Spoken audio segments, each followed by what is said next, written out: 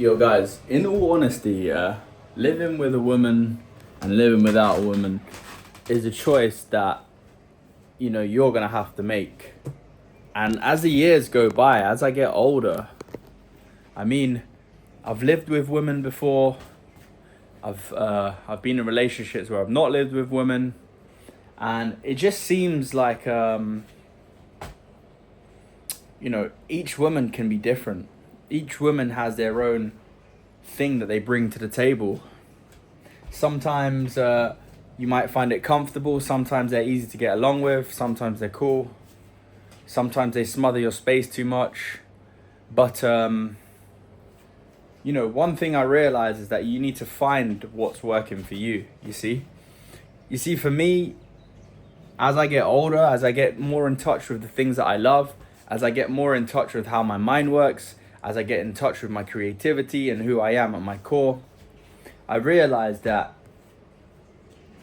having the freedom to just be alone when you want is almost selfish in a way, but it's selfish, but at the same time, there is no freedom like it. And they may say, oh, you're going to be lonely when you're 40.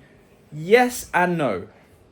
So you're going to be lonely if you don't have friends, if you don't have a community, if you don't have people that you're working with, if you don't have people that you're teaching, that you're learning from, if you don't have, friends.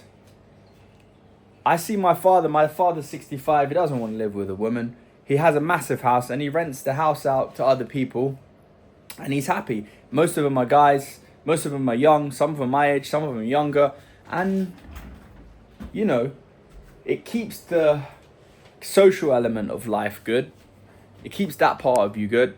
And it also, having men around you in your home, it keeps you sort of on the edge, bettering yourself, improving, learning from each other, sharpening each other's swords. That sounds so gay, but I don't mean it in that way. Iron sharpens iron, right? So that's sort of what I'm trying to say. And when you're spending your time with women, like I have in the last couple months, every day, 5-6 days, you almost lose that independency. I definitely lost the masculinity in myself. I definitely realized, I don't know if my testosterone was going down, what the hell. I wasn't working out. I was eating junk food. I was comfortable. I was relaxed. I didn't want to push. I didn't want to grind. I didn't want to better myself as much as I do when I'm living alone and almost being alone. When you force yourself sometimes to be single, it puts you in a situation where you have no other choice but to better yourself if you're going to meet someone that you do like, who does meet and ticks all your boxes. You're going to have to push yourself. And the motto is get rich or die trying. You're going to have to push yourself to the point. And if nothing comes by the time you're dead, then so be it. But you tried and you didn't give up. And you didn't, conform to society and just stick to the one girl that it was mediocre for you, that, I'm not going to go around killing myself inside my soul, man, when I know I can do better, when I know I can push more. Hey, I might be freaking single for the rest of my life. Touch wood, I'm not. But if that means me having to focus on my finances, focus on my health, focus on my fitness, focus on my intellect, my wisdom, then so be it, I will. I prefer it this way. In the drop of a hat, I could go wherever I want, whenever I want, do business deals, don't have to worry about checking in, don't worry about nothing, dude. Could do what I want, You're like a wild animal.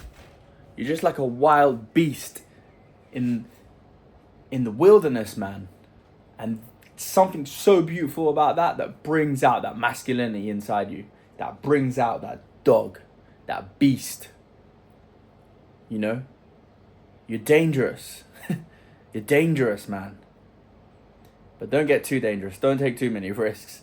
I mean, take risks, but don't kill yourself, man. I'm telling you, You start to drive your car faster. You start driving your motorbike faster, revving around.